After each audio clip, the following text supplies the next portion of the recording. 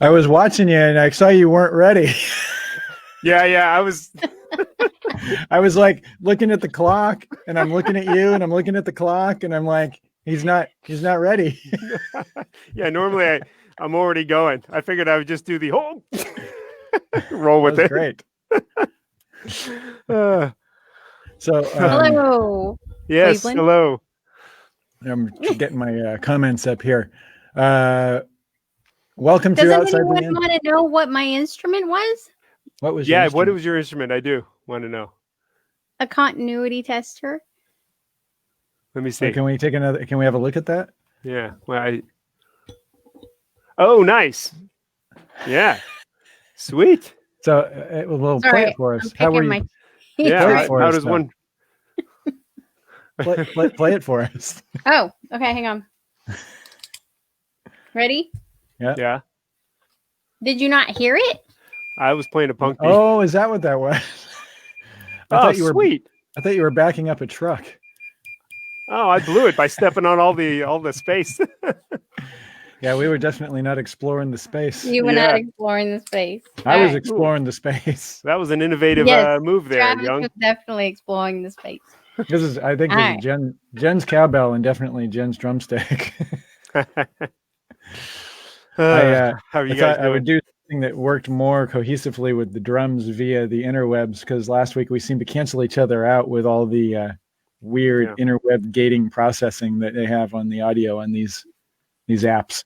Yeah, that seemed like it affected the drums more last week than normal. It could have been an error on my side, but I've been revamping my rig a bit. How are you guys? Oh yes, let me get back to just real quick, just for those, because we do see some new people in here occasionally. Welcome to Outside the Inn. We are the Travis Larson Band. This is number 21. Oh my God, 21 weeks tonight. And being that it's 21, we thought we'd get our favorite 21-year-old as a secret special guest who's going to come on around 7:30. We're so excited. I am so excited about this. This is TLB family. It's not a celebrity. You guys will only know him if you've been to a TLB show on various tours throughout the last 22 years. But if you do know him, you're better for it. Yes. But so anyway, that's going on tonight. This is the show where we basically virtually hang every Saturday, because we're there's not much else to do. And God bless people that want to play in a drive-in with their band, but I don't. I'm sorry. I'm just not the drive-in with your band guy. I'm waiting until everybody can pack tightly into a room and sweat on each other and spit and all that kind of stuff. I'm the the proggy fusion guy from the old Black Flag days of that's how you do a gig. Whether everybody goes crazy or not, you got to pack them in like sardines and everybody breathes on each other. Classic guy. I'm a classic small club guy. So, hey, so I don't want to bogart the intro to the show, but Trav, how are you doing, Gail? Yes. Last week, a half an hour before we went on, you learned of a thing that you were just going, oh my gosh, I can't share this, but now I'll share it real quick again, just real quick, if you want to have some reference. Sure. If people missed last week, a big rock star friend of mine, we were talking, and they said a bat just flew into my eye and now I have a black eye. And so that's the reference. Okay. So we don't have to go further into it than that, but that happened. So with amazing symmetry, a half hour ago, before this happened, I acquired a rodent story. Oh, I am not privy to this. That's right. This is news to Jen. I sort of blurted a little bit of it out to Trav in sound check, but so where I teach, I was here after hours last night, and I went into the break room, and I saw this big rat. And it's not like this place has rats, and you're not talking about another drummer, right? And so I'm like, oh, great. Now, and just to be clear, music motive where I teach is a smooth operation, but we're right by a creek and stuff. We've had to chase birds out of here and stuff just walks in. So anyway, there's this rat who's just like sitting there. So I kind of had it cornered, but I wasn't going to be able to. Are we talking about like a fairly big one? Like one of those ones like from, yeah. Like if when he was stretched out, like he was 8 inches without the tail and then another 8 inches with the tail. So it was a full size rat. I got to tell you, Dale, you have to have that tail. Yes. Yeah. A rat without a tail. Yes, Chris Walken would want the tail. So anyway, I remember telling Stephanie, who's the owner and operator of this place, there's a rat, and she goes, "Oh well, I mean, thanks for finding it. I don't, she's like, I just grab it, but I don't expect you to do that." And I'm like, no, what? And so anyway, that was a funny conversation last night. So we set a trap, but I know she's real humanitarian about this. And doesn't want to kill it, but doesn't want a rat either. So we set some traps, but rats are super geniuses, and it took the food and didn't set off the trap. And so then, so I got here to do this, and Rats Stephanie was here. Super geniuses. They kind of are. I don't know, man. So, well, from a drummer, that might not mean much, but so Stephanie's here working, and I come in to do this cast, and anyway, I'm in the break room, and I see him. I'm like, there he is, and so.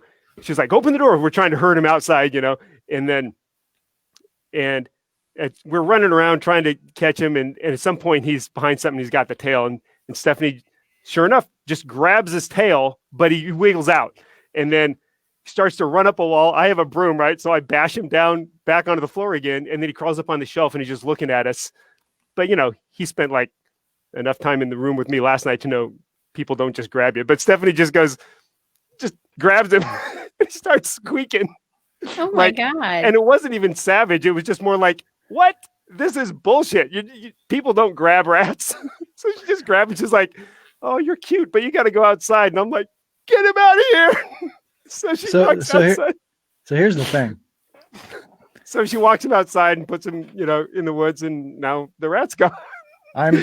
Yay, Stephanie. Yeah, I've been fairly tactful. I've been fairly tactful with my story, but I want to know, did you clear this story with Stephanie? Yeah. So Stephanie is the music school owner that's willing to just grab a rat off the ground. Yes, yeah. So yeah, it's not a bad message, right? Don't mess around.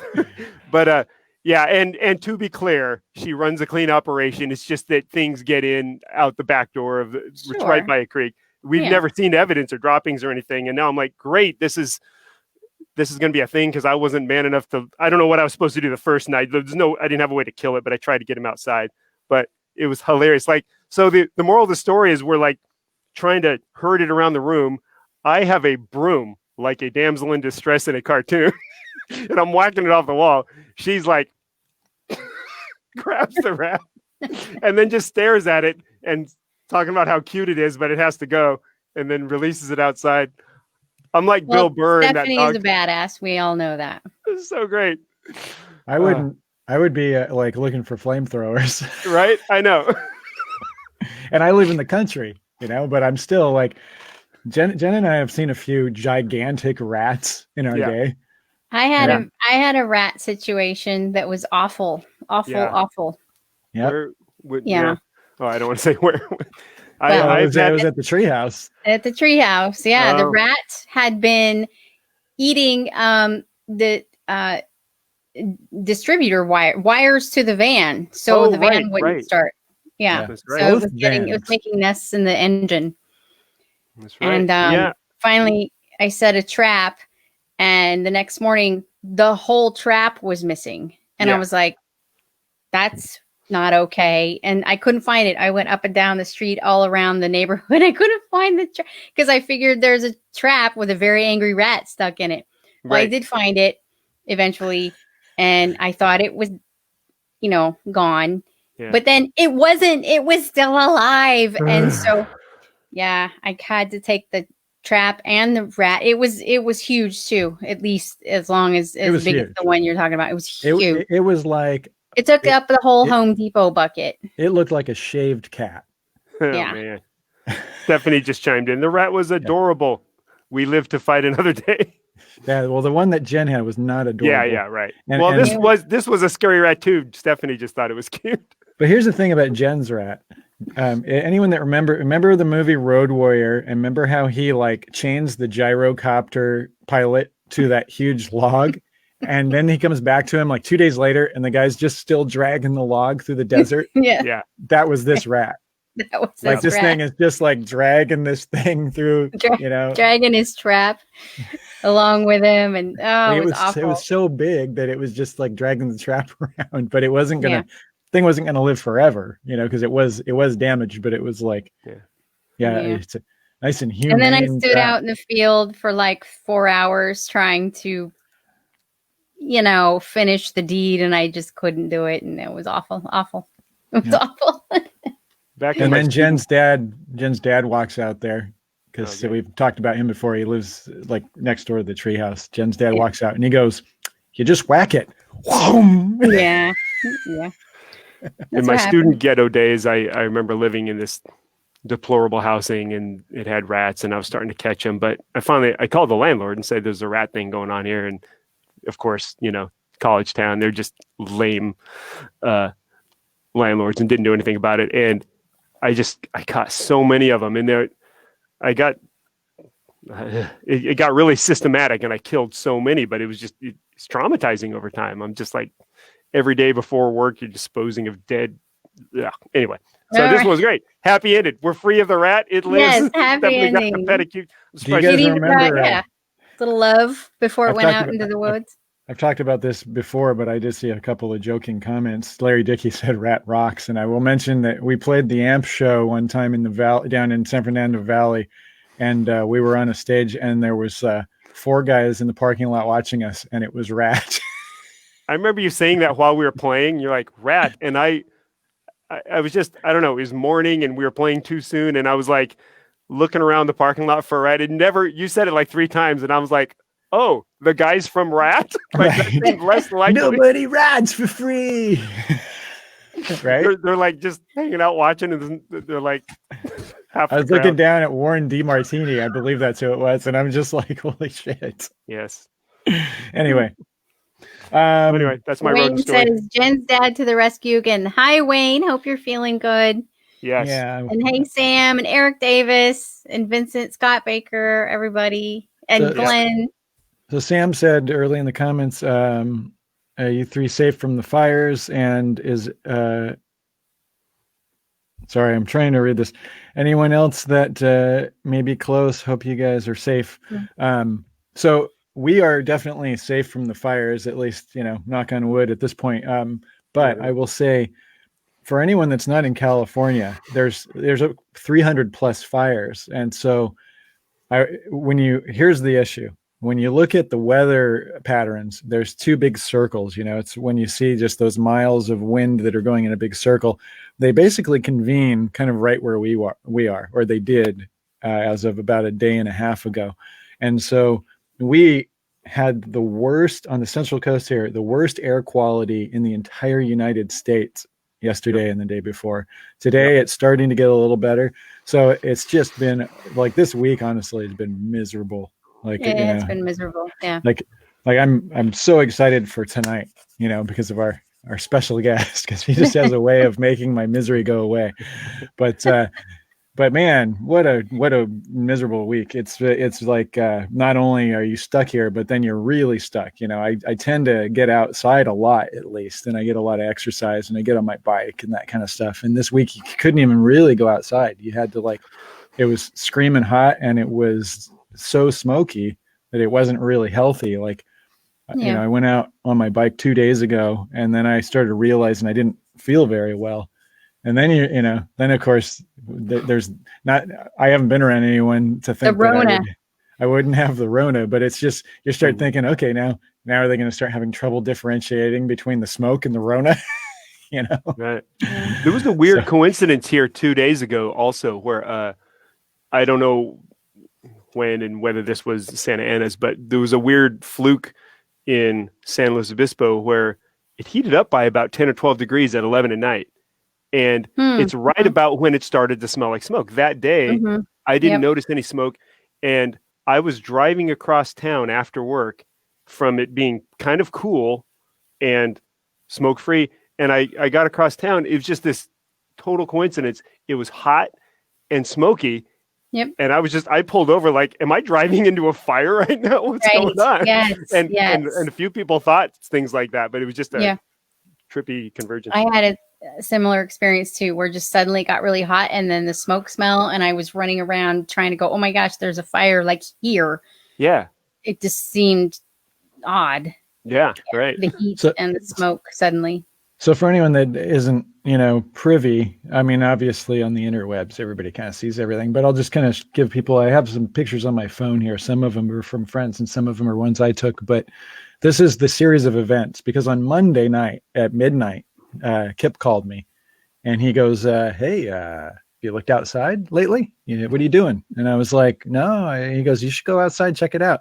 And Kip lives, so Jen and Dale and I live pretty close to the coast. Kip lives on the top of the mountain range that overlooks San Luis Obispo, the city. So he's, 15 miles east and up on the mountains. So he's overlooking the ocean where we are.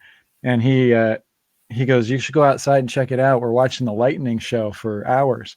So there's like this little supercell that went through California. There was no weather whatsoever. Like you go outside and you look up and it's clear, it's warm, you can it's see the stars and everything. The summer night, beautiful. Yeah, and it was like that for a week. And then this thing just literally came up the coast just off of when I saw it. It was out over the ocean. And there's some incredible images out there, but this is kind of what happened. So I don't know if you guys can see that. Wow. Wow.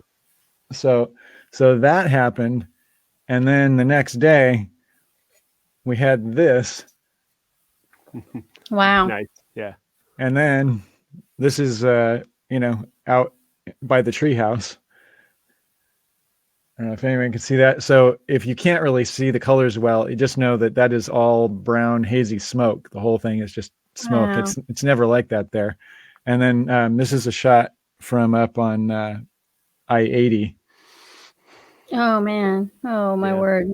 Which is nowhere near us. That's 6 hours north of us for those that don't know. But the thing is that we're not really that close to any of these fires. I mean, we're close. There's some that are in Big Sur and closer than 6 hours for sure, but not, every year we'll have a few brush fires. It's California, and every year it'll get smoky for like a day, but the ocean breeze is always heading east, and then it kind of, clears out where we live specifically.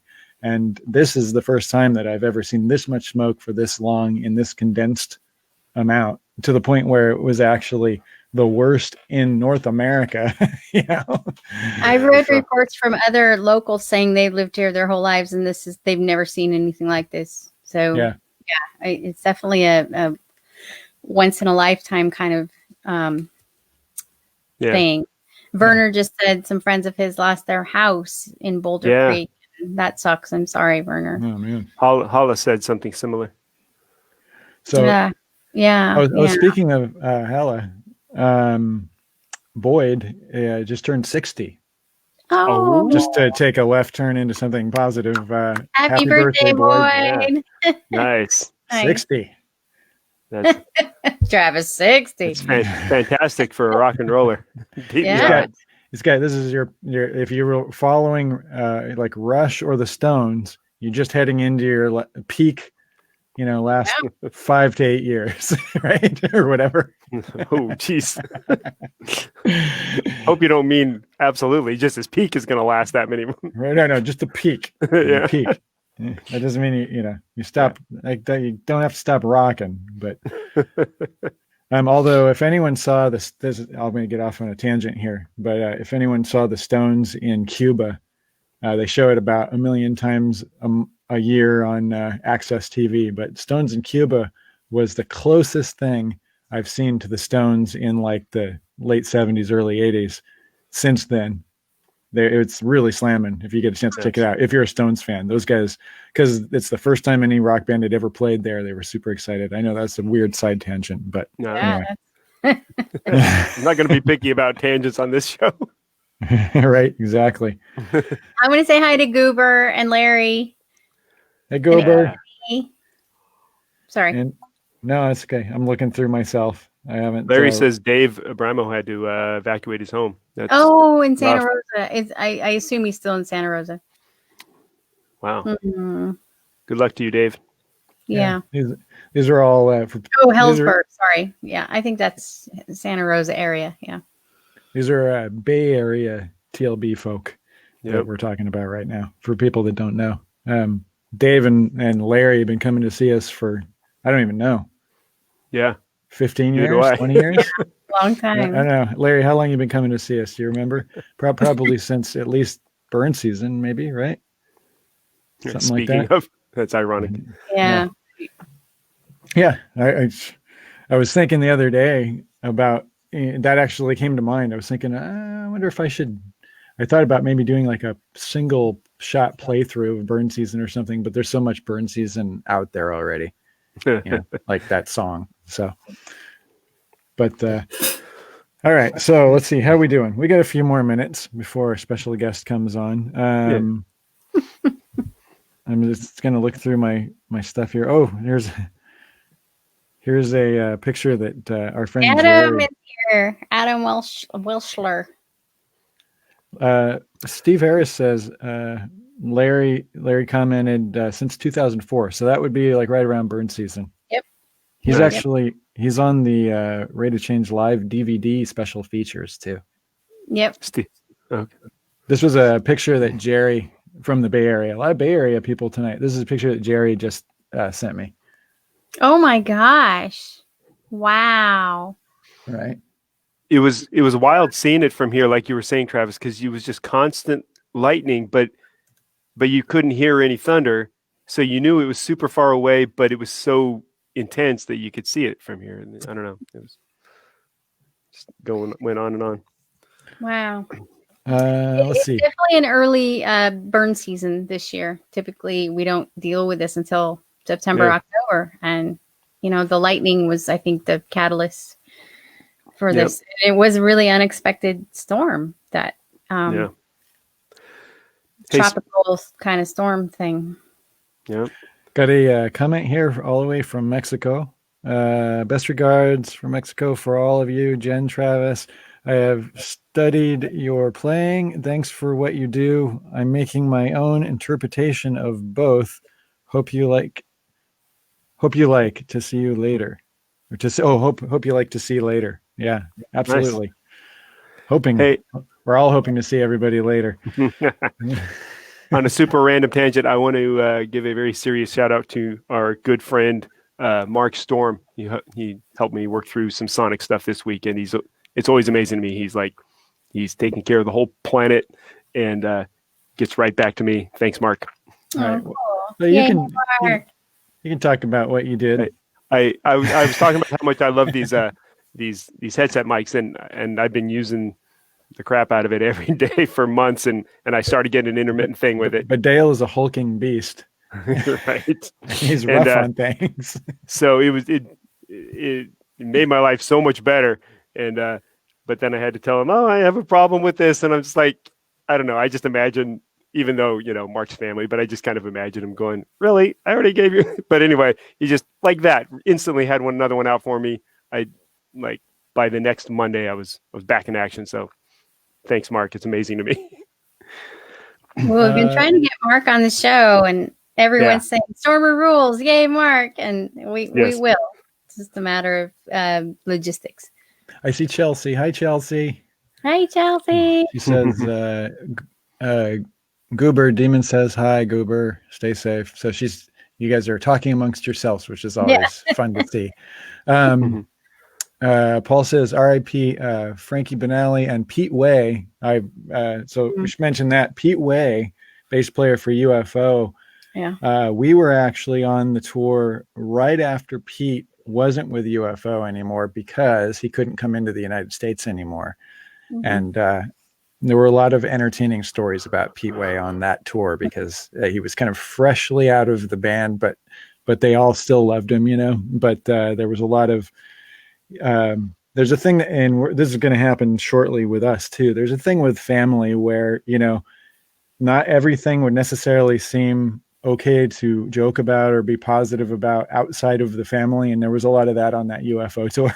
Yeah. Yeah. like hilarious stories that would be horrific to somebody that may be outside of the situation, but like a lot of good humor about that whole situation. Insanity and rock star cliches, but in a good way. Yes. In a loving way. Frankie Banali, I believe, from Quiet Riot, which we did a gig. Can I talk about this? I'm not sure. Yeah, just respectfully, because everything about that was a tricky. Here, let's do it this way. It wasn't him. I haven't met Frankie Banali, but there was a member of Quiet Riot, a former member. Are you not saying his name on purpose? Yes. Okay. Because I'm not going to be nice. Okay. All right. There was a former member of Quiet Riot that we did a gig with in Las Vegas once. And, well, I don't know. Maybe I should stop there. The end. Right. Let's just say that he was not the most respectful towards my bass player, and I was not the most pleased about that. And he wanted to do a full they wanted us to jam, and we sat it out. I said, no, I don't think so. I don't think we're walking on stage. Is this the person I jammed with? Did you? With Rick? You might have had to play drums because there was no other drummer. I didn't associate. I can barely remember who that was. I thought you were going to talk about, well, now I'm not sure whether to say, I thought you were going to talk about Rudy Sarzo coming by one of our gigs. We can talk about Rudy Sarzo all day long. He's a beautiful guy. Right. He's a sweetheart. I'm like, I can't imagine talking anything mean about this guy. It was not Rudy Sarzo. Rudy Sarzo. In fact, I could be so specific as to say this was the not Rudy Sarzo and not Frankie Banali. There you go. So yeah, Rudy Sarzo walks by and sees Paul, the Digitech driver, and he's just like, "How's it going?" He's got a nice manicured poodle, and he's walking, and he's Rudy just super civil. Great. Everybody loves Rudy Sarzo. Yes, he's worked with Mark a lot nice too. Manicured poodle. Yeah, he was just completely like sweetheart. Nothing says heavy metal rock bass playing icon like manicured poodle. Manicured poodle, right? Hey everybody, it's time. I am so excited. I'm looking at my I like to keep things right on schedule, so I'm looking at my clock here. My watch is fast and my phone is correct. So I'm going to make a long intro here, but this guy has been in the van with TLB. I've probably, with the exception of Mark Storm, probably more than anybody else. And maybe Kip. No, maybe? He's been in more than Kip by far. Oh, okay. Sorry. Yeah. No, he goes back to, he has two lives with TLB. One, when we were very first starting out, and we would, we've talked about playing Borders Books and Music and just the worst dives ever where nobody was there, nobody cared, all that kind of stuff. And he was sitting right there at the merch table reading a book. Oh, somebody has dogs. I prematurely ejaculated a sound effect. I'm sorry. Wow. Wow, that was some kind of description too. Yeah, right. I think I have to go. Yeah. I've never heard her say that in my life. And that's how she describes accidentally hitting a sample. Nice. Hey, Becky Fallon is here. I'm sorry. Hi, Becky. Just want to say Fallon. hi. Okay. So anyway, this guy, he was with us back in the day, and then he went off and kind of had a different life for a while, and then he was back with us for the last several big tours until about a year and a half, 2 years ago. And before I bring him on for real, I'm gonna just show you a quick still here, because I want you all to know why we call him the boy. The boy. Aww. The reason we call him the boy, this is back in the first early days. This is this isn't super early, but this is the Burn Season tour. And he looks a lot to me like Anthony Michael Hall. And back in Vacation and 16 candles and all that. So anyway, that's why we call him the boy. It's with love. It's not a detrimental thing. And we're going to bring him on right now. Ladies and gentlemen, boys and girls, my absolute favorite person other than these two to ride in the van with, and the combination of the four of us, forget about it. Forget about it. Forget about it. This is Devin Booth, everybody. Yay! Oh, What's up, wow. What a lovely intro. Thank you so much. I was trying to think where that photo was. I think that was at the Performing Arts Center in Arroyo Grande, California. That's what I thought. Yeah. This might be stepping on something you prepared, Travis, but I like this picture. Oh, here, hang on. No, I haven't seen that one. That's a good picture. That's a classic. Yep. So I noticed that you look very well dressed. Yes. And there's so much facial hair going on. The boy thing is not really sticking right now. Well, I wanted to look nice for you guys, so I put on a sport coat. Yeah, great. I have and then, years ago, during the time that that's my clock. During the time that I wasn't in the van with you, there was a couple years where I had a mustache. Yeah. But now the last, once end of March, April hit, I thought I'd give it a shot and see what the beard looked like. I think it looks fantastic. It's a new thing. It's just been the last few months. I'm sure, like many of us out there, right? Yeah, right. Exactly. You look great. So I put together a little slideshow just so we could kind of like go through and check a few things out and kind of just cover ground. But first, I will say that Devin goes back to Jennifer and I working at the video store, which we've talked about. We worked at a place that is now defunct, obviously, because it was a video store. But Devin, I was working at this video store on 2nd Street in Baywood, California, which is a little offshoot from San Luis Obispo. It's like a little suburb. And Devin would come in every day after school and rent just like underground, weird, cool stuff, right? Like stuff that, like he was like the guy. Like, I don't know if this is a movie that you would have rented back then, but like an example of just kind of like the kind of stuff, like you're like a guy that was way too young and you would come in and rent something like, Crazy Larry, Dirty Mary or something like that. Right. Like just Yeah. I remember, so Matthew Timms and I used to come in and we would just read all of the video boxes in the action section. We were really into all these like straight to video, like low budget action movies. Like, Terror in Beverly Hills with Frank Stallone. Frank Stallone's in that one.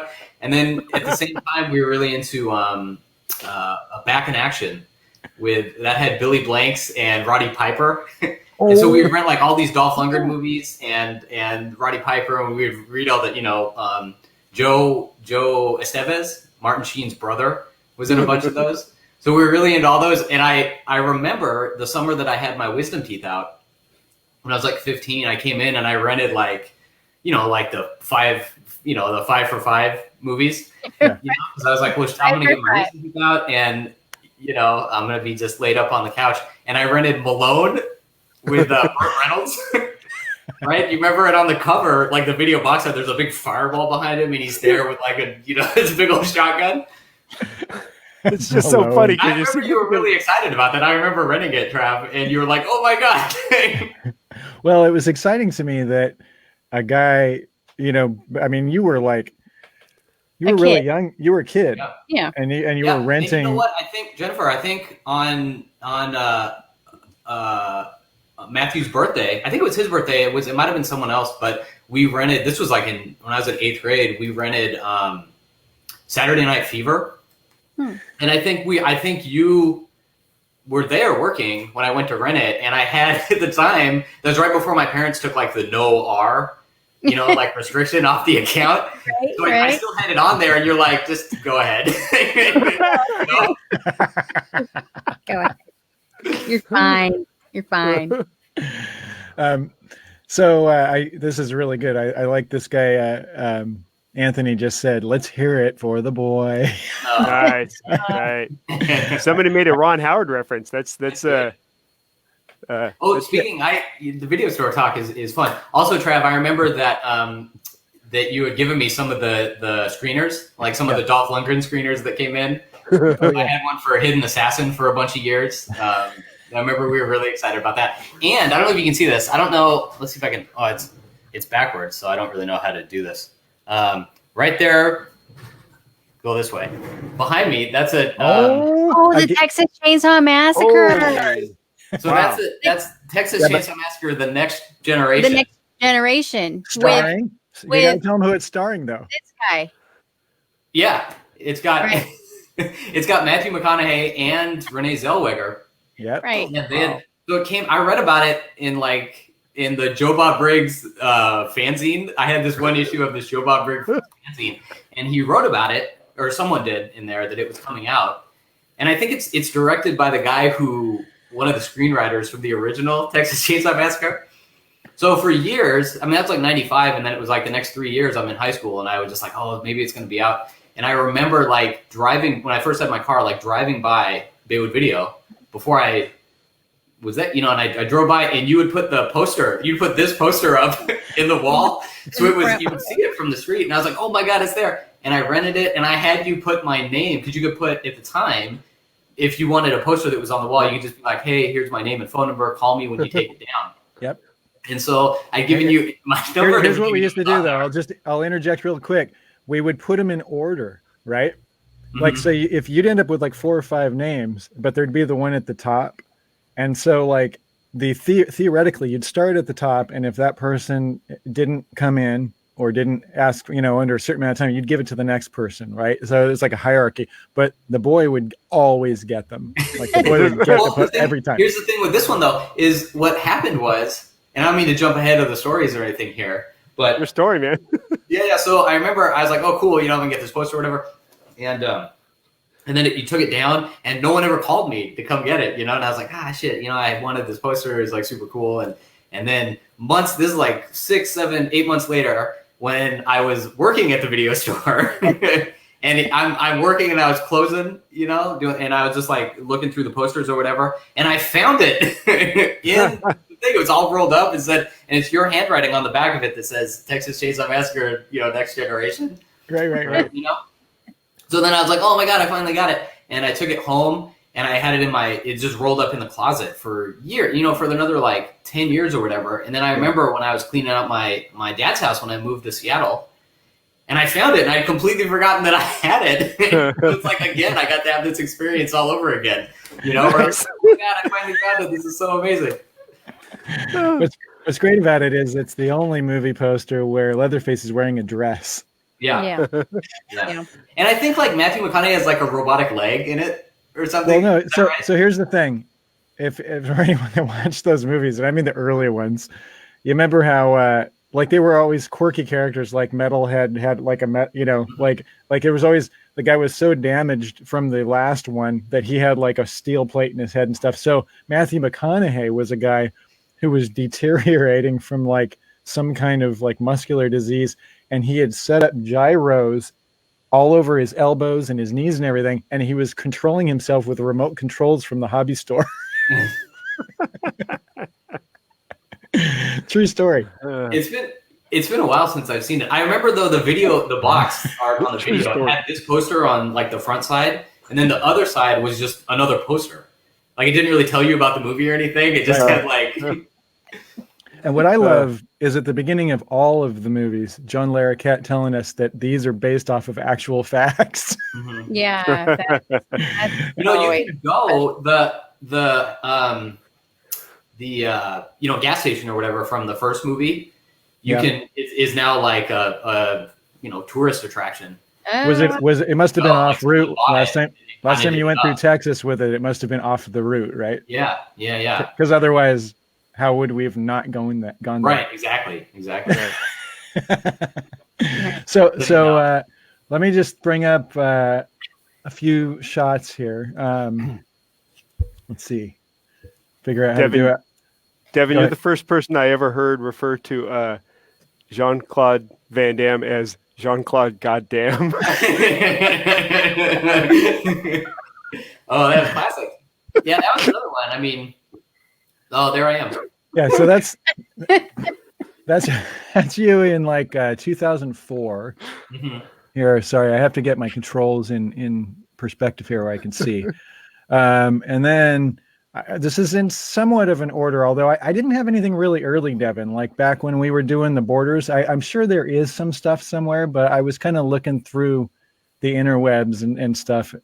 I didn't like open up actual photo albums with pictures, and scan stuff. So I'm sure there's some stuff of us like when we were back in doing borders, books, and music. But this is us on the 2015 Aristocrats tour. Aw, that's a good Hashtag backseat life. And just to give anyone that's watching an idea of, there's so much going on in this picture that you really don't understand. First of all, this is the first Death Star that was a super small cab. And you guys were stuffed onto a minivan back seat, which is really meant to hold two people. And it's holding three. It's a short bench seat that we bolted in the back of this van from a minivan that we had. And then the cage right behind you, Devin, this is where I'm going with this. That cage is actually a VHS video store rack from the video store that we worked. Yep. DIY. Yeah. We took that cage from the video store and made a cage out of it when we left to go pursue rock stardom, right? And then, of course, you can see Beller's cabs right behind your heads, behind that cage. That's all Beller's stuff right there, because it was the heaviest stuff and it was the biggest thing. So we would put that up against the wall. But you can see how big Kip is and that he's sitting right next to you. And he's like, on this back seat, this little bench seat. Yeah, So, whoever's in Kip's position could only have one butt cheek on the bench. Like you're literally just perched there. Yep. So I'm gonna just horrify you guys with all the original Death Star pictures, because you're gonna. Awesome. By the time you get done with all this, you're gonna be just keep going. jonesing to get back into the new Death Star again. But there's a lot of this that goes on. Devin would wake up every once in a while and wake me up and go, You should Instagram something. You got to get on that gram, because he was trying to help us not be old guys. He's like, come on, it doesn't matter. Just do something. And then we go back to sleep. Aw, that's good. Oh, that's a good one. Yeah, this is me and the boy I think, I'm not sure. This must be an Aristocrats show.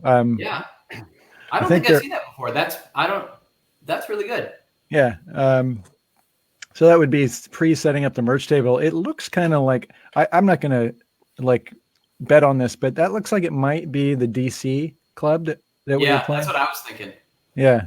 Because I think there's their kitchen there on the left. Now Jam this, Java, right? Oh God. That's Jam and Java. Jam and Java. Yeah. That one in Vienna. Yep. At the last tour, we had moved up from Jam and Java, and we were playing the winery. So the city winery. Oh yeah. I think that was deal or something like that. We played a big that was and it was kind of like a bummer because we missed everyone at the Jam and Java. This here is a picture of Kip and the boy loading the rental truck that we went and got. And this is 6:30 in the morning. I think it was actually earlier than that. Well, I guess based on the light, maybe not, but yeah, I think it's 6:30. It felt earlier than that. I think the rental place opened at 6. So I think we got up, headed to the rental place. This is when the van broke down on the 2015 Aristocrats tour. We blew a spark plug in the middle of in the middle of Washington, and we made it to Yakima with a tow truck. Yeah. And boy, fun times, right, Devin? Yeah, that was fun. We got back to the motel at 4 a.m. or something. It was that was crazy. So what happened was for that guy to come down to help fix the spark plug that night. Yeah. Oh my God.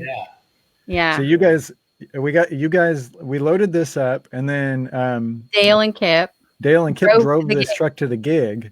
And then Devin and Jen and I stayed behind and tried to get the van repaired. And we were going to go shopping for a new van because we didn't know. We thought we blew the engine. Yep.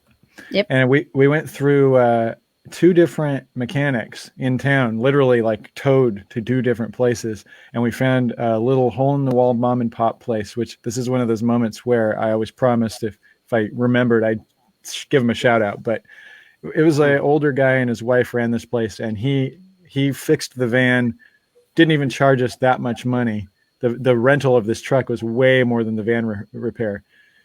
And we drove the van like 6 hours as fast as we could, like a bat out of hell, just trying to get to the From gate. Yakima to Boise. Yeah. Yeah. Yakima, Washington to Boise. Look it up, kids. Kip, Yeah. It was not even a good drive for that day, but we got stopped short. We should have driven hours the previous day. Kip and I barely got there, leaving at 7 a.m. or whatever. And you guys started the day going, well, got to sell this, get a new van, get to the gig. Right. And then, we made the gig. Yeah. Oh. That's a cute one. so Jen That's mentioned, me on my laptop. yeah, Jen mentioned you have to sit with your one ass cheek off the chair, or you could sit Right. like this. And what Jen would do is she'd make a shelf out of her knees and she would put her laptop on it and work sitting sideways. Right. And you can see like the roof of that thing. It's all, we basically glued a bunch of acoustic carpet and then stuff. So it would be really quiet at least, but it's so small in there, so confining. Like it's nothing like now. You can stand up in the cab now. Well, Devin and I knew whoever's on the end only has a couple inches. So we'd be hip to hip trying to make room for that person. You're just like crammed in there. Right. So, and me with I had to sit the other way. Yeah. Actually. This is- Yeah. it's one of my favorite all-time pictures from backstage, like in the history of the band. I love this picture, and it pretty much says everything. I think that's in Portland. Is that in Portland? It was I don't either know. Slim's or it was it. I think it was. I don't remember where we were though, but yeah, I think it was in Oregon. Oh, okay. Steve, Anthony is asking, were there any gigs we missed based on, I'm sure, the van breakdown? No, there were not. If you can believe that. Yeah. We literally broke down the night before the gig, and we were leaving, just to be clear, the last gig was in Vancouver. Yeah. So it was Vancouver to Boise. We got to Yakima, broke down, got the van fixed the next morning before we drove from Yakima to Boise. So like there was no sleep. Like it was like, that was literally, I think I laid down for 2 hours and I was so stressed out that I didn't sleep anyway. Like I was freaking out. That was one of those times on the road where Jen was absolutely just thank God she was there. Keep me from losing my mind. Right. Yeah. There's no. Like she's just like, it's going to be fine. It's going to be fine. We're going to figure it out. But I was just like losing my mind, man. Like I was like, because the thing people don't understand is there's 9-10 people on this tour. It's not just us. And the Aristocrats show had to go on. Yeah, we have all couldn't the get gear. there. If we don't make it, the Aristocrats don't make it. And we've let everybody down. Yeah. So I was, like blood pressure through the roof. Okay, more about Devin. Come on. Yes. Yeah. Come on. This is about us. Oh, that's a cute face. Look at your lovey. Yeah. Look at you loving on Kip right there. Yep. Yep. I got some, by the way, just to give you, we've mentioned before.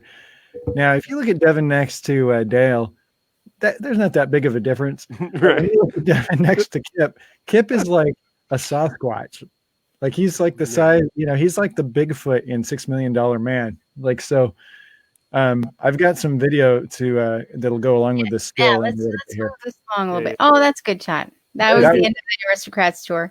That was the last night, in Hollywood of the Aristocrats tour. That's September 1st, 2015. Yep. Yeah. And then the next tour that we did with Devin was in 2016, I think. 16 or 18, Devin? Or did you do both? Can I show 16? a couple photos from the last tour? Sure, hang on. Let me find you. Here. The like Trav was intimating, Kip and Devin really got along and it was charming. And I love this picture of Devin taking a picture of Kip in front of a roadside attraction. Aww. And this is in front of a giant elephant. I just happen to have this in my camera right next to it. This is in Chicago at Reggie's. Oh, that's a good shot. Pretty cool shot. That's really cool. Well, that's all for now. Devin, yeah, that's a cool shot. Handsome. So here, let me see if I can. Sorry, guys. Uh, The technology is not easy to deal with. Oh, there we go. There we go. So the next tour was a TLB US tour, and we had a section of it that was with Andy Timmons. We did the Northeast with Andy Timmons, but most of it was just us. So this is off that. Oh, and Mike Keneally Band as well. I think this is. So this picture here, we've talked about this when Mike was on. This is, I believe, from the night that we played that club in New York, where MTV corporate decided to bounce us from the Iridium, and we ended up having to find a place in 5 days, thanks to Joe Narduli. And we played basically like a hallway in the Bowery. Yep. Yeah, we told that story on the Keneally episode. Yeah.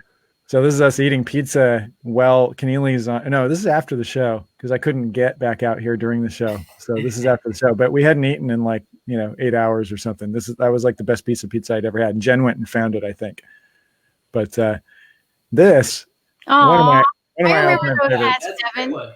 You remember those hats? That's a great hat. I have that hat still. I know. I was gonna get one and I didn't for some dumb reason. I have a picture of you wearing this hat, Jen. Like you and like it's two different pictures. That's why I didn't put it in here. If it was one, but you guys, this is you guys shopping for souvenirs in Florida on the same tour. Okay. So this is this was Southwest. This is Texas, I think. Oh, is it? Okay. Oh, okay. There is one where you guys were in Orlando. Yeah, we did a lot of souvenir hunting in Florida. Yes, gator stuff, which was mostly unsuccessful, but I think it doesn't seem Florida cool enough. Yeah. But yeah, this was in New Mexico or something. I bought this, and I also bought like a ceramic parrot, salt and pepper holder. So it's like a parrot. Pepper shakers too. Pepper shakers that way. Oh yeah. Yep. I remember those.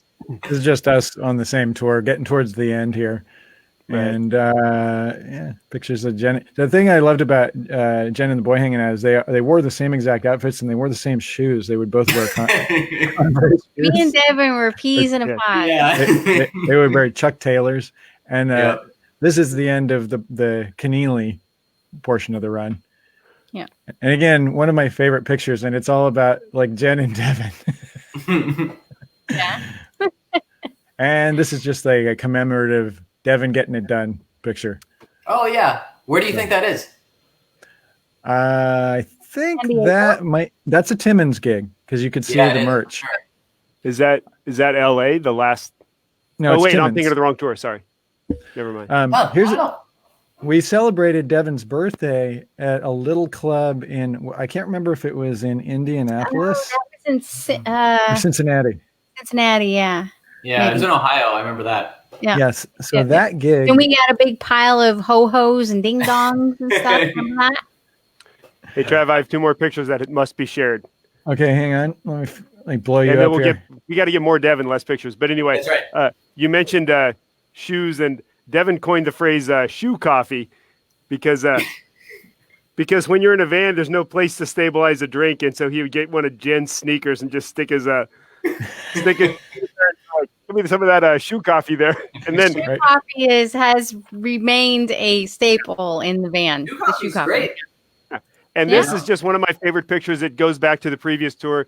It's Devin and Kip for like 2 days going, I got to do laundry. And then it's like 4 a.m. and you better sleep, but they're just like, doesn't matter. Got to do laundry. And this is what that looks like right there. Just them waiting for laundry. You know what? Oh, that's a great shot. Yeah. I think, you know what? Actually, I think that was in Boise. Yeah. Oh, was it? I think so. Wow. You're totally traumatized by that. It might have been. Okay. Anyway. I'd like to bring up another invention by Devin, not just shoe coffee, but everybody should know Devin was the originator of Who's the Man? Oh, yeah. that's classic. Yeah. That's a regular bit in this. On this show. Yeah. You're right. Devin started Who's the Man? Yes. Yeah, and Who's the Man, by the way, it's definitely taken on some legs on this thing. So Yeah. tonight's Who's the Man, Okay. and these are not musicians because it's Devin, and this is so a lot of people won't know what we're talking about, but I'll explain it. This goes along with guys that are just like super cool, like B-level actor / whoever / stuntman / whatever. Who's the man, Devin? Danny Trejo or Sid Haig?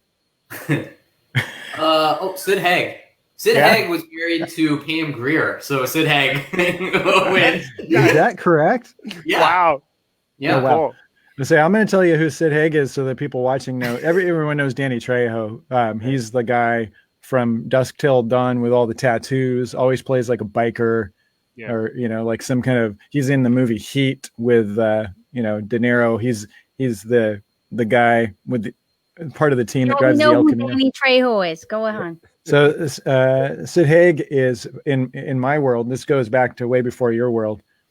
He's the guy in Diamonds Are Forever, one of the mobsters riding along in the hearse when they're driving Bond out to Las Vegas to the cemetery, and Bond is pretending that the guy in the hearse is his brother, and so the guy driving the hearse goes, "Your brother?" And he goes, "Yes." And Sid Haig is sitting behind him, and the hearse goes, "I got a brother." That's the only line in the whole movie. But I have my first Who's the Man, maybe. It's in reference. Devin, is it cool if I reference your early podcast you had with Matt? Oh, yeah, sure. Devin and Matt used to like to talk about all like anything from Judas Priest to serious metal. I had a metal podcast called the Heavy Duty Cast, and I used to like to listen to that. So Who's the Man? And I don't know if I can pronounce this right. Gojira, is that how you say it? Or is it Gojira? Sure.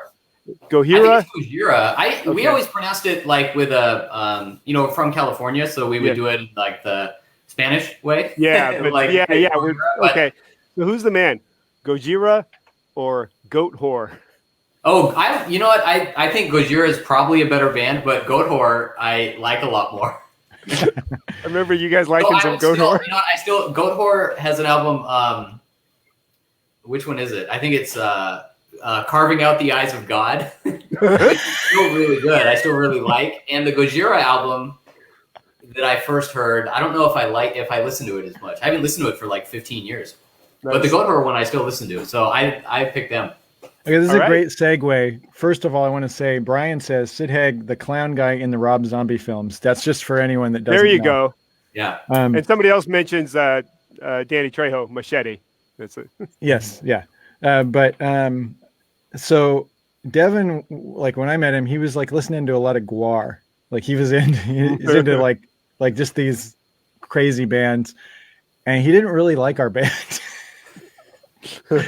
And so Dale likes to describe a lot Devin sitting back at the merch table when we were playing like a Borders Books and Music, and he would be back there reading the book, drinking a coffee, and paying absolutely no attention to the band ever, like totally tuned out. But he was great with potential customers. He was like attentive, because sometimes you get people who were too into the band and they'd ignore people who wanted to buy merch. And Devin would be like, "Oh, I don't really care that much about you guys' music. I just like you guys." Yeah, we had guys that were super fans. Are you guys ever going to let Devin speak? Yeah, I know. It's true. No, keep. We just brought him here to praise him. My praises, please. Okay, as you were. No, but I was though in when I we met when you were working at the video store, but then you got me a job at the video store. That's correct. And we worked together there for those few years. That's because the chemistry was undeniable, Devin. Yeah. And at that time, when I started at the video store, that's when I was really into Gwar. And I was really, for like the next couple of years, that's like all I was into, like listening to Gwar at work, like at bringing, like, I'm like, it's like a Friday night and there's no one there. You know, like people would kind of like filter out and I'd just be listening to, you know, Right. Welcome to Be Destroyed or something on the video store stereo. Yeah. But Devin, yeah. I liked Devin just so much based on his personality and how smart he was that I insisted that he get hired there. Like, I think I probably started talking to you about it. Like, I know I didn't convince you to get a job there. You were probably looking for a job anyway, but Sure. But I was probably like, dude, you should work here. And then when you applied, I literally walked into Ingrid and Mike and I literally said, if you don't hire this guy, you're idiots. I was just like, you need to hire this guy. You need to. Because you were super bright and attentive and you were a good kid. You weren't like, even though you were listening to Guar and watching awful B horror flicks, you were like a good kid. You weren't trouble. And let's face it, there was a lot of trouble at that place, right? Like it's gone. Like we could be honest. There's like a whole lot of people there that didn't. There's a whole lot of people that didn't really work, you know. Like so. I mean, when Jen and I basically, you know, end up like becoming the. Yeah, I mean, I think I think the three of us called the late list. I think that's the only of everyone who had worked there the entire time. It was just the three of us, the only people that ever called it, you know? Right. I was actually doing I was like ordering, you know, the stock and everything, but that was towards the end. But yeah, it was just Devin, you know, Devin was the man. If anyone ever asks who's the man, it was Devin. So I got a few things I want to show you though.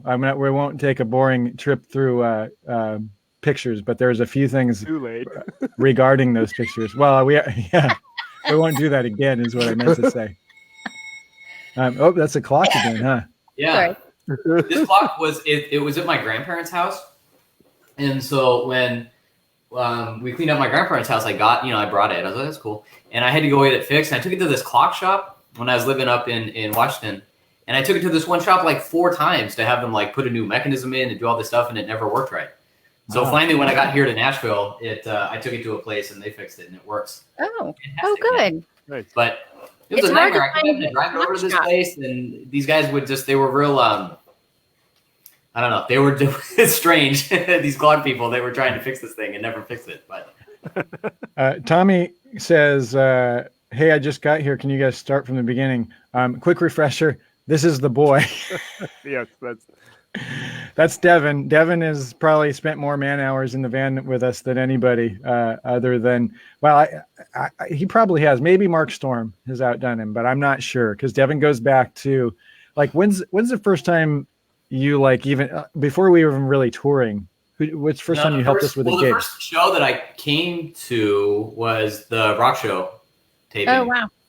So 2001, November 30th. Yeah, because I had just turned 21. I couldn't have gone to anything really before that. I saw you guys at the sandwich place in '97. Oh, like we've talked about that as our first gig. Yeah. That's right. I forgot about that. That was the first gig with Dale. So yeah. Before that, when I was in 8th grade, I was a big fan of the band that Dale's cousin played in. Yeah. Bottle? Right? Was it Bottle? So Bottle, I really liked them. Yep. Yeah. So I had just gotten my driver's license, and I also had a broken wrist. So I remember I was with Matthew's brother Eric, and we drove over and just to go see them like through the window. You know, you could like stand and you could kind of see the band play through the window. And then you guys were playing, and I was like, "Oh my god, that's from the video store." Like I didn't know. I only knew you guys from that. That's right. And then later, 5 years later, or whatever, come to find out that was the first show that you played with Dale. Right. Yeah, we were under an alias that night. Yeah. We were. I don't remember what it was, but it was an alias. But yeah, so then the first real show I went to was when you did the rock show taping. Because I was in college and I drove down for that. And then I didn't really go out and do anything until like 2003. Okay. So once like 2003 was rolling. And you hit it hard through the whole burn season era. Yeah, because you were recording that. I was there when you were recording that, and then I did the next year. Right. Until I think the end of 2005, 2006. And then I left. I moved to Seattle for about 10 years, 11 years. And came back for that. We like to think of those as the dark years. Yeah, right. Yeah. And then the greatest thing that ever happened was when we did the 2015 Aristocrats tour. Devin came back. Yeah. Yep. Yep. That was great. Hey. That's been really fun too because I don't post a lot on Facebook or anything. Yeah. But I have like like all the photos we saw were all posted on Facebook. And so like this whole summer, they were all coming up as reminders Yeah. for me, and then also, it was 5 years ago and everything. So yeah, it's been really fun to think back on that. And that was a really fun time. Yeah. Yeah. And too, I remember like when it was over, it was really, when that tour was over, it was really sad, Yeah. because it was really fun to spend that time with you guys, with all of us, with Kip Right. and everything. And it really made me feel like there was, I don't know, like a lot missing for me. Yeah. In, Well, as for all Seattle. of us. And I made, that whole time I was there, I have a lot of really good friends that I made, being in Washington and everything. But then just spending that summer, those 8 weeks with you guys and with Kip, it just felt really close. Like there was a real closeness that I was like, oh my God, like I forgot that like I didn't really have that as much, Well, So- here's the thing about it too, is that you're one of those guys, because going back to the early days and then there was a break and then you did that. It's like how when you have like family, like cousins and stuff, you're in a room with them and it's like no time has passed. Yeah. It's like that with Devin, it's like Yeah. you don't have to get comfortable. You're just comfortable. Like right now, you're just instantly like, oh man, Devin's here. So Well, also- excited. Remember that time? Yeah. Remember that Also- time? We talked about, remember we talked about the Terminator? Yeah. And correct me if I'm wrong, Devin, but weren't you at a crossroads where you wrapped everything up in Seattle and you were going to move on, Yeah. right? Am Yeah, I that right was about? the thing, because I was ready to leave my job. And so I had called. This is what happened. I had called you, Trav. And I was like, if you're going to do something, like if you're going to be out on the road, like I want to come for a little bit just so I can not sit in my apartment after not having a job. And so all the timing was right Yeah. at that time. One of my favorite moments of that tour, Trav just showed the last day of the 2015 tour and Brian Beller introducing people and going, and Devin is, giving up 10 weeks of his life or whatever to do this. And I remember going, quit his job at the State Department to do this. Brian was like, what? Yeah. Well, and what was so funny too was, Devin kind of came on late. So he squeezed into the van. We already had a full crew hired. And then we brought Devin too. And so it was like, Brian was like, he's like a refugee in the TLB van, it's like who is this guy, Yeah. But so Tank. I'm going to show a couple. What's that, Jen? Tank. Tank. Yeah. When we went on the Mike Keneally tour, Joe Travers, I think, probably coined that, but he started calling him the Tank because He was like, Tank. Yep. because Devin is indestructible. He's out there just busting his hump hard, but he's like, he's just like, this guy's a tank. Yeah. So I'm going to show a couple of memories we have to cover though. A week before last, Kip was on here and he talked about this one. So can you guys see that? Oh boy. Well, actually, this is before that. Let's cover this first. Jen talked about this earlier today and she wanted to show this, but this is just Devin at a gas station This discussing. is classic Devin. Yeah, discussing his attire for the day. Yep. Oh, come on. The volume. Is it going to do that? I might have to hit refresh. Sorry, guys, because it's been sitting for a long time. Yeah. No worries. Here, let's try that again. It'll work this time. I got to get the... But slow-mo Dev is awesome. All right, here we go. You don't have volume. Yeah. No audio. You don't have volume? Nope. No. Oh, okay. Hang on a second. Then. Oh I'm doing my this wrong. God, Travis. Well, you get it. Thanks for telling me. That's why you Yeah. got to tell me. Yeah. You'll get it. Well, we can Yeah, only man. assume it was hilarious. So It would have been so great. Oh, so Yeah. the application windows don't allow you to share volume, so I got to do it a different way. That's why. Okay. If Devin was involved, you have All right, here we go. We'll do it this way. All right. to. You guys all see this? Yep. Yep. All right. Nervous about Here, hang on. Here we go. Here we go. Here we go. This is the first time I've ever worn a V-neck shirt. Ever. I did it today. I was nervous about doing it because of the coloring of my skin and sun damage. So I thought this summer would be an opportune time to try it out when I'm in new places. And no one will know. No one will judge me. If they do, I won't ever see them again.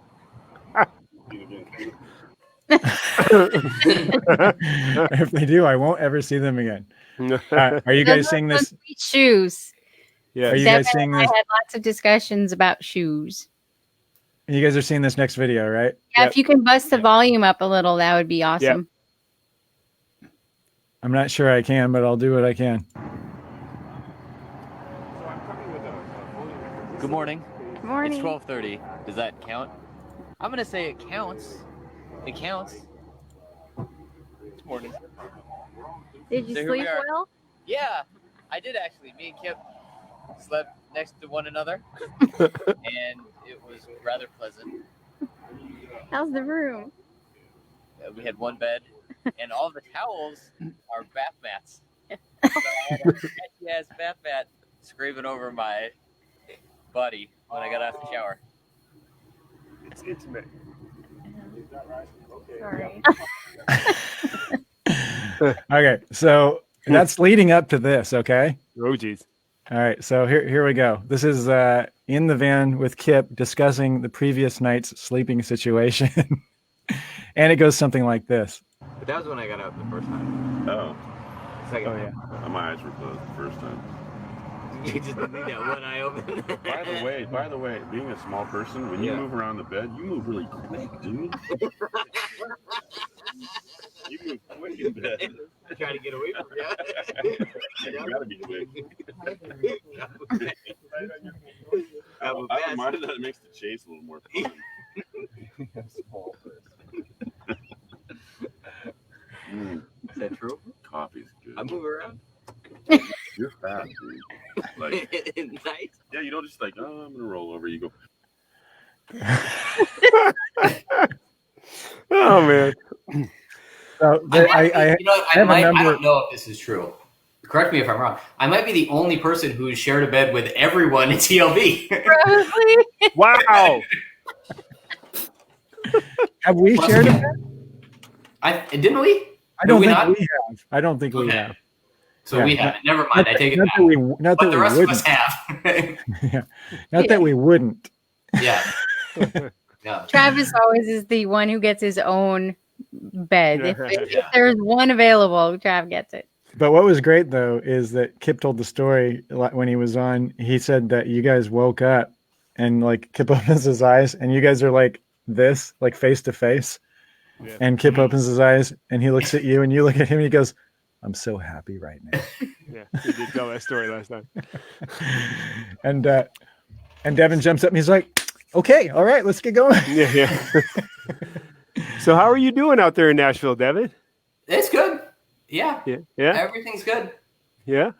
So We've mentioned Matt a bunch of times, but I just want to mention, so Matt is your best friend who is with Greg Timmons' son is Matt, who grew up with you. And Greg Timmons is our good friend who people have seen us jam with him here and there, but he was the A&R guy at Ernie Ball Music Man that signed us 20 something years ago.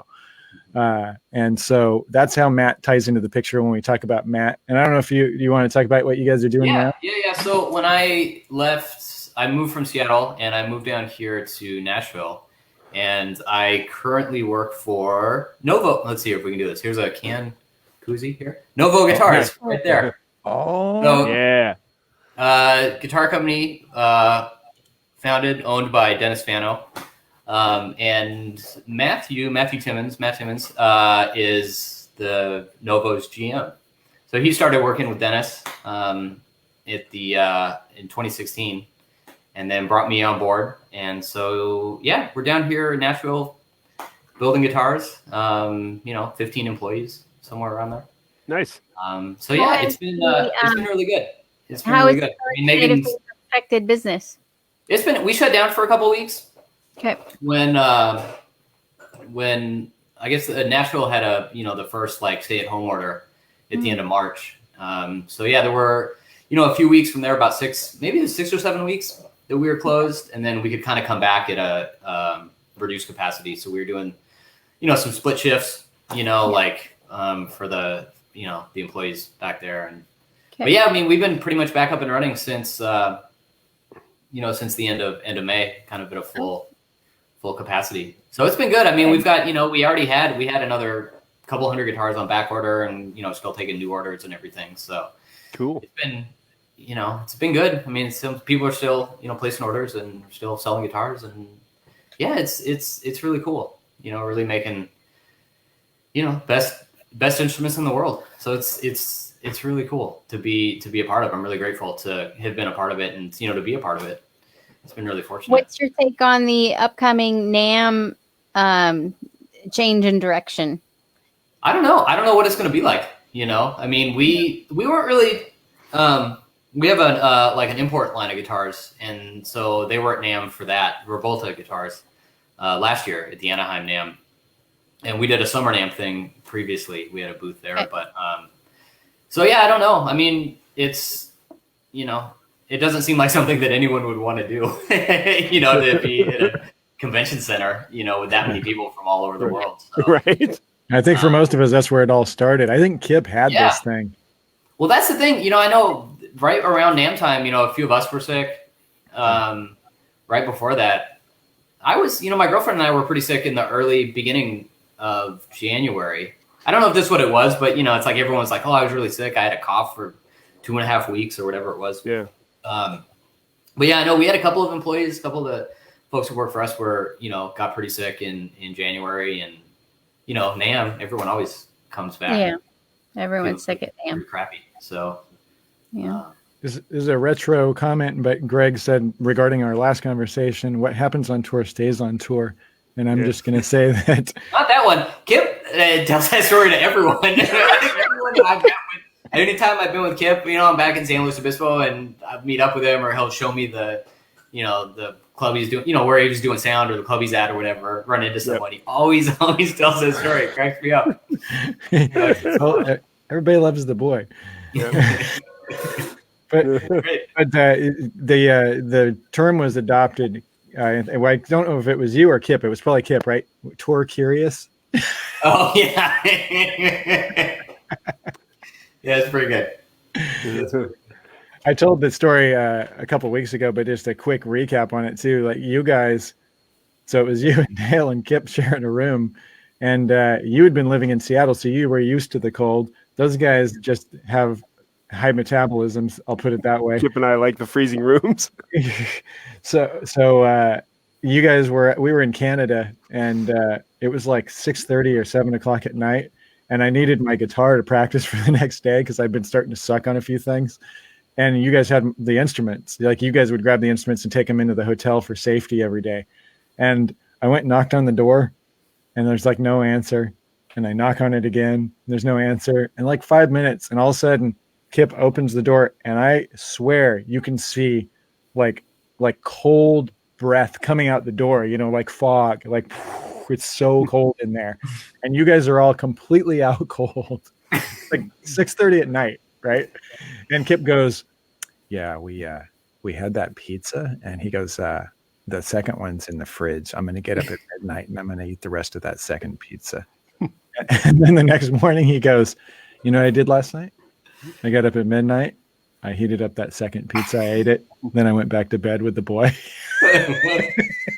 That was the greatest. That was one of the greatest days, I think, on that tour. Because it was one of the days off that we had. Yeah. We had like 2 days off that whole Aristocrats tour. Yeah. We were in Canada, and it was like a Canadian holiday, so everything was closed. Yep. Yeah. So we got up. Yeah, and so Dale found there was one place where it wasn't even open, right? Right. And the guy he agreed to give us haircuts. So you got a haircut, and then Kip and I went down there, we got haircuts, and then we went to that like strip mall Italian place across the highway or whatever. Yep. We got those pizzas, and that was straight up. We got back like that. It was like that late afternoon. Yep. Kip was like, I'm going to eat some of this pizza, and then I'm going to go to sleep, and then I'm going to wake up and eat some more pizza and go back. And he did it. Like, all the timing was exactly right, like how he predicted he was going to do it. Yeah. Right. It was awesome. It was so great.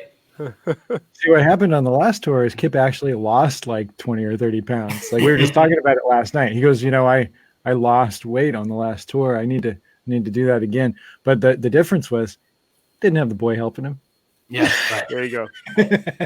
There you go. Yeah. He's like, well, I mean, too, there was another time, another one of those shows where we went, you went to eat afterwards, like after we got back to the motel. There was like an IHOP next to it or something, and Kip and I went over there and had pancakes at like 2 a.m. or something. There was the version of that on this tour at the very end, after the LA show with John 5 and all the craziness. That's right. We were driving back and like we got in late, and Kip's like, I feel like eating something sugary, and he's not normally that guy. And Trav's like, can't eat something sugar at this hour, and like you're gonna be up all night. And Kip's like, I'm gonna find a milkshake. And so we get to the hotel, and Kip and I go over to some place I've never seen the name of it, and he just walks up, strawberry milkshake, and this is that picture. Oh, that's great. Here's even a better picture of how he was just sitting there like catatonic. Then went straight to sleep, unaffected. Right. I'm reading some old comments here, but a lot of beard comments early on, and then Gino said Professor Booth. Yeah, nice, really good look, right? Thank you, Gino. And then Sam said in Chicago he's known as Da Boy. I was trying to think. I was thinking back to like other shows, and I was thinking back to like that Burn Season tour, and I was thinking of the one time we were in Monterey. And the cast, there was like the 2 cast members from The Real World that were there. Yeah. Like they were like making an appearance at the bar that was like in the downstairs or like the next room or something. Yeah, they were getting paid for public appearances. Yeah. And I remember they walked in, but I don't know who they are. I only want to meet a Real World cast member from season 2. Like Tammy or something. I meet Glenn. Right. We played Chris Pontius was at the Frog and Peach one night. Speaking of, yeah, I met him. He was at McCarthy's one time when I was there, and he was dressed like this, like he had a suit. He was in town for a wedding, and he had like this exact thing on. Yeah, for those that don't remember, Chris Pontius was the jackass guy that's always wearing like a diaper with Steve-O. Like he's the guy. Like when they did the thing, I think they did a thing once where they would always do stupid stuff like throw chum in the water over sharks. And then dip them in like in a diaper or something. So this guy, he was for a while. He was popping around San Luis Obispo. Yeah, he grew up out there. Yeah, out by the. I thought I'd heard by the country club or something out there in San Luis Obispo, but yeah, it's a huge up in town every now and again. So the first gig was the DVD shoot, but then we were trying to get out of town when we hadn't really ever gotten out of town before. And you were kind of with us for our first real forays where we really traveled. Yeah. And we started, we were hitting borders as a trio for the first time. Jen and I would do it as a duo for a long time, but then Dale got electric drums and you were like loading us into that. And every single gig we would play an out of print Andy Summers album as the walk-in music, right? It was great. Yeah. This album called Charming Snakes. It's hard to find. And so that I hear that, and it's the sound of the days with you. Like when you talk about like remembering being with us and stuff, like to me, like those are like the really old days with Devin, like where we would get a That's coffee hard to find. Because I think about it a lot, and then you try to find it on, it's not on Spotify, so you can't find it on there, and then you kind of have to find like a YouTube, rip of it. But yeah, I think about it like anytime I can find any of that stuff, like all of those songs. Yeah, I just remember right. Loading up the what'd you call it? Sums? Yeah, Sums. Turn on that Sums. Get it going. Yeah, well, so that's the history of the title of the track, Sums. Sums, right? Yeah, is that on Ready to Change? Yeah. Yep. Yeah, we have a song called Sums, which is totally influenced by that Andy Summers record. Yeah. And it's kind of like a fairly smooth sounding sort of jazzy thing. Yeah. And that is named Sums because the boy used to call all the Andy Summers stuff Sums. So he'd be like, I pop in some of that Sums. Listen to some of that Sums. It's fun. I enjoyed it. Things, you take it down just to one syllable. Yeah. reminds me how we all changed our names on our little windows. Yes. We did that because Oh yeah. yeah, Devin did it because Devin is always doing something a little bit quirky and hip, and we just want to always be quirky and hip like Devin. So we saw that, and Cool, like that. Well, you know what it was when I first had an Instagram feed? I was really into this band, Woven Hand. And I think like some of his stuff on the Instagram page, there would be like weird spaces between the letters that would spell out Woven Hand. And so I did that on my Instagram one. So it was like D space Evan, you know? Yeah. So I've stuck with it. It's a perfect example of how Devin is a soft-spoken guy, but he influences all of us. We instantly all just signed off in sound check and spaced our names. Yeah. well, truth be told, I mean, I started dressing better because of Devin. Not the, you know, not like I always put a sport coat on going back to the old days if it was a certain kind of gig, but I started wearing tighter pants and I started wearing tighter shirts. Like when I'm playing, you know, he's like, got to look good, Trav. You got to start looking good. Stage, you know? Yeah, don't wear those double X shirts. I got to start wearing those medium shirts. Yep. That's true. So, you look fantastic. So, well, right now I look like I normally look, but Yeah. tonight I'm sporting the Yosemite Mountaineering School shirt that I've had. This is the second one I've had in my life.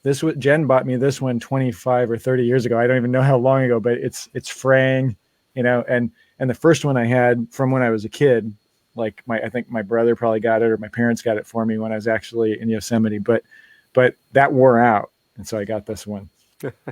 Jen replaced it. Now this one's completely worn out, but I'm not sure we need to go another generation. Maybe we just keep wearing this one, you know? Yeah, why not? But look at Devin right now. Like if we were on the road, imagine like this guy. I mean, like if you were running the merch table. Yeah.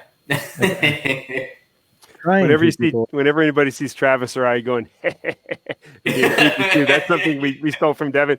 And it's funny from Devin because Devin's the least creepy guy alive, but he would have a creepy vibe and it would be hilarious. Yeah, like we'll say something, like if Dale says something a little racy, I'll be like, yeah. We stole that from Devin, who stole it from someone else, right? I did. Yeah, I stole that from Matt Lenzer. So nobody knows who these people are. Right? It doesn't matter. Just other friends you take stuff from. Right. So Devin, be creepy. Are we? I'm not even going to ask. I'm just going to say there will be a time where we will see you back in the van in the Death Star. Mm-hmm. And we will do this all again for a long run. We'll be spending some serious time together. Like it's not okay that it doesn't happen. I mean, right. Just take 10 years off between tours. Yeah. They come back for a while. Yeah, exactly. This is break number 2, right? That's the kind of break you need after a TLB tour. Right. Right. Oh no, of course not. No. Well, he did after an Aristocrats tour, anyway. Right. But so even you know, everybody just, you know, we can't tell you enough how much you getting in the van means so much. And I've told this story before, and again, it doesn't convey well, but my favorite, funniest moment ever with Devin was at the end of the Aristocrats tour when we had been trying to force the van into gear for 8 weeks. And we're at like we're in San Diego. So it's like, there's only like a gig or two left in the whole tour. And we're trying to hide this from Brian the whole tour because we don't want him to worry. And I'm backing into a loading dock at the University of San Diego underground in like a parking structure. So it's like where big trucks would back into a loading dock. And I go to throw it into reverse one last time and literally just pull the shifter off. And everybody in the van, while this is happening, Beller's walking down the ramp, straight on, looking us right in the eye, walking up to the van, like walking up to us. And I pull the shifter off, and everybody's like, oh, and Devin in the back just completely bursts into tearful laughter. He's like, like after 8 weeks of this. And then we all burst into tearful laughter because of Devin, because Devin's infectious. But like that is probably the moment that I will never ever forget, which doesn't really make a good story. It's totally one of those you have to be there. But just for 8 weeks, you know, you're just cranking this shifter and you get back into gear, just doing this, and the last time you do it, comes completely off. Yep, Like I said, yep. we're underground. We have to take like a freight elevator up like 3 flights to load in. It's like, how are we going to do this? Yes. But I know we're like getting on time here, but let me just, before we go, I just want to show a couple more clips, just 2 clips, because one is, so our last tour together, the Andy Timmons, the US and Keneally and all that? That was the last time we went on a real run, right? Yeah. Okay, so this is our last tour together. And TLB was out with Devin for a little under 2 months, but parts of the tour were with different bands. So one of these is your commentary at the end of the Andy Timmons run. So it's the end of that quote unquote tour, but it's not the end of the tour. And then the next one is from the end of the tour, like the whole tour, right? So it's kind of like, it's like a contrast. Yes. So let me see if I can get those to come up here. I'll do the thing again. You guys. And if you can scooch up the volume on those. They're as loud as they go. Sorry. Okay. It's because we're so well volumed right now. Can you guys see this? Yeah. Okay, so this is us at the end of the tour. This one might be loud. This is us at the end of the Andy Timmons run at Joe Nardulli's house, talking about the run. Here on Long Island. Cheers. And what do you think about this tour ending? Sorry, guys. Let me refresh. I'm sorry. It's frozen. It's because it's been sitting for an hour. Sorry. Okay, you still see it, right?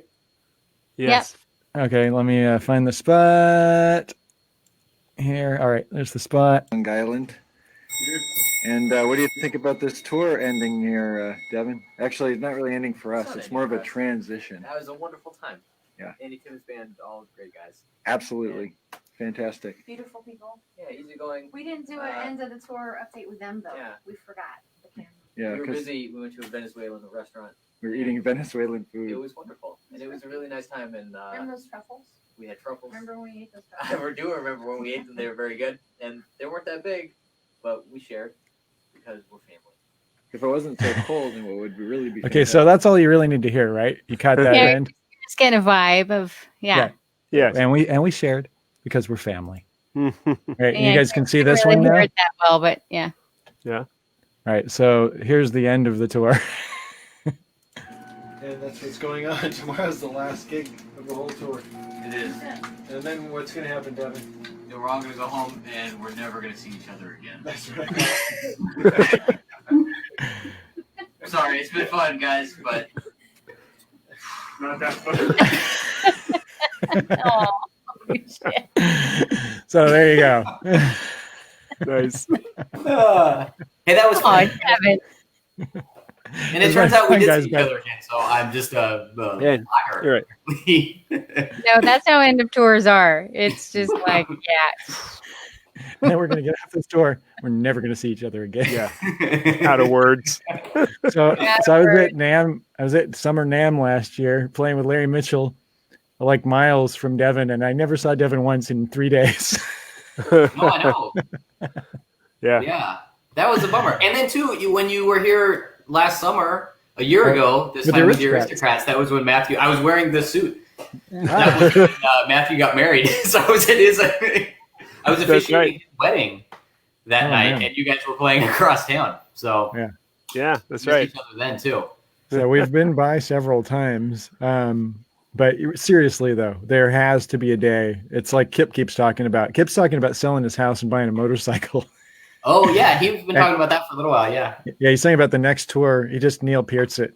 Yep. Like he's just like, I'll get a motorcycle, put the wife on the back, follow you guys. Wow. So we Definitely. get it. We have to have you again. Like the times that we Once- don't have you, I'm just biding my time until we do. It's kind of like the pandemic right now, Devin. It's like when you're not with us, it's kind of like we're just waiting until you are again. I just want people to understand the level of how much we love Devin. Once the venues open again, then we'll be together. Yeah, Yet maybe again. maybe that guitar company will go under. Get the band back together. I'll start getting in shape now.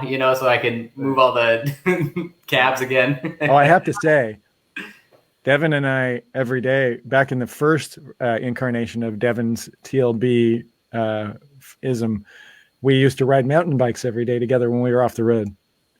Oh, we did. Yeah. Yeah, Load we the would take bikes mountain up. bikes. Yep, Mhm. load the bikes up, go out to Mount San Diego. We would ride every day, get in shape. Mhm.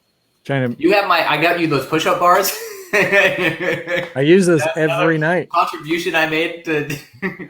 I'll be using those. I'll be using those in like an hour and a half. Yeah. I use them every night, and every time I'm doing this, I think about Devin. Whoa. Yeah. Whoa. Yeah. Whoa. That's That's doing that thing, right you know, the end of our night. All right. Anybody else got anything, Jen? Yeah. Thank you, Devin, for everything. I Yeah. miss you. Oh, I love you guys. Yeah. This Love is- you too. I hope you're doing okay. Yeah, it's been great, and you know, we'll do this. I like that it was the 21st show, like you mentioned, the 21st show Oh yeah. to commemorate my 21st birthday. Yeah, right. When we were Yeah, to commemorate someone that's just becoming of drinking age, right. Which is, No. if you shaved, Look, That's- right. that's the No beauty. shave. It looks great. It does. Oh, thank you. Oh, you got a Yeah. fantastic. There's like a what's the word? Like this is a guy you would listen to, right? Persona. Yeah. This is, you know what, it's funny to show those t-shirt clips, from Facebook, because since then, I mean, honestly, since that Aristocrats tour, I mean, that's all I wore every day, with just a black t-shirt and, red New Balance and a pair of jeans, except for the few weddings I've been doing this last year. And then, of course, for this, this TLB live stream, I got dressed up for you guys. But honestly, for the last 5 years, aside from that, that's the only thing I've ever worn. Right on. I want to thank you for putting some effort in. You're the first. And here's the other thing I want to mention real quick. And I was joking with the band about this earlier. But Devin, not the easiest guy to get. Like, we got all these big, like Mike Keneally comes on instantly, and he's like, "Can I come back sometime?" Brian Beller, yeah, maybe we'll do this again sometime. All these guys. Devin, maybe I'll do the show. I know. It's a privilege. Maybe We're I'll do the honored, show. Devin, that you would, spend your time with us. So thank you. Yes. So we love the boy. Can't wait to get him back in the van again. He makes me the only two people that make me laugh as hard as these two is Jennifer and the boy. Like the two people that can just kill me unexpectedly are these two. And put them into a van together. Forget it. It's ridiculous. It's like the best thing ever. Devin. Oh wait, Everybody is way happier when you're around. So just so you know. Yeah. That's true. All right. We're enough praising Devin. Everybody's getting sick of listening to it. Thank you for everybody listening tonight. Thank you, And everybody. Devin, do you have an instrument? Thank you. What's that? You have an instrument? What? Do you have an instrument so we can play our way out? Oh, no, I don't actually. Are you going to hang out for a minute after? Yeah, hang out for a second afterwards. Hang out for a minute after. Yeah, for sure. Hey, well, maybe I can shake this box of Good and Plenty's. Perfect. It's a shame. Try and do it in time with Dale, though. That's perfect. Okay. It won't be All a right, time. everybody. That's the point. It's We'll see perfect. everybody next week.